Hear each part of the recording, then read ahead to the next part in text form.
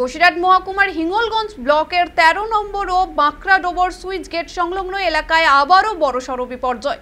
ইছামতি নদীর বাঁধে প্রায় ৭০ ফুট ধস নেমে এসেছে, যার ফলে আতঙ্ক ছড়িয়েছে সুন্দরবনের বিস্তীর্ণ অঞ্চলে।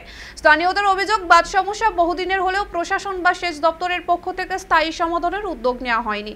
তাদের দাবি, বারবার প্রশাসনকে জানানো সত্ত্বেও দপ্তর শুধুমাত্র পলিথিন দিয়ে অস্থায়ী বাঁধ মেরামত করেছে। এদিকে একটানা বৃষ্টিতে মাটি নরম হয়ে বাঁধ আলগা হয়ে পড়েছে, ফলে বারবার ধসের ঘটনা ঘটছে। দ্রুতস্থায়ী বাঁধ নির্মাণের দাবি তুলেছেন গ্রামবাসীরা। এ বিষয়ে বন ও ভূমি কর্মাধ্যক্ষ সুরজিৎ বর্মন বলেন, কেন্দ্রীয় সরকার বাংলাকে বঞ্চিত করছে ও প্রয়োজনীয় অর্থ না দেওয়ায় রাজ্য সরকার মেরামতির কাজ এগিয়ে নিয়ে যেতে পারছে না। এলাকাবাসীর আশঙ্কা, অবিলম্বে বাঁধ নির্মাণের ব্যবস্থা না নিলে নদীর জল ঢুকে গ্রামাঞ্চল প্লাবিত হওয়ার প্রবল সম্ভাবনা রয়েছে।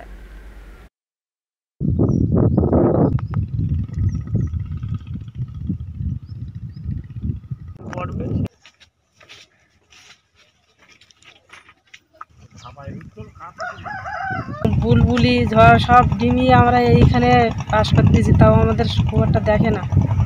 যখন ভেঙে যায় তখনই আসে, তার আগে আসে না। আয়লা আমফান খেয়ে আমরা এই আসি, আর রাতে দিনে ঘুম নেই। আর নদীর কি চাইছো তোমরা? যেন ভালো বাঁধবন্দিটা যেন হয়। বারবার আমরা বলার সত্ত্বেও কাজ সেভাবে তৎপরতার সঙ্গে হচ্ছে না। কাজটা যেমন তেমন করে রেখে গেছে। এখানে পাইলিংগুলো সব উঠে চলে গেছে নদী গর্ভে, রাস্তা হাফ ভেঙে চলে গেছে, ফাটল ধরেছে। এখানে যখন জোয়ার ফুল হচ্ছে তখন জল সাইডে জল ঢুকছে ভিতরে। আমরা চাইছি কাজটা ভালোভাবে হোক, যাতে আমরা আত্মরক্ষা পাচ্ছি না। আমরা জল ঢুকে গেলে ৩ নদীর মুখে আমরা খুব আতঙ্কে আছি এখানে গ্রামবাসী। কিন্তু সবচেয়ে বড় কথা, রাজ্য সরকারের পক্ষ থেকে আমাদের ইরিগেশন দপ্তরে যথাযথ দেখা হয়, কিন্তু কেন্দ্রের সরকার আমাদের এই খাতে বা বিভিন্ন দপ্তরে বা জিএসটি এসব টাকা দেয় না। কিন্তু সরকার বঞ্চনা চলছে, কিন্তু ওটা মেরামতির কাজ চলছে। রাজ্য সরকারের ইরিগেশন দপ্তরের পক্ষ থেকে বেশ কোনো ভাবনা নেই।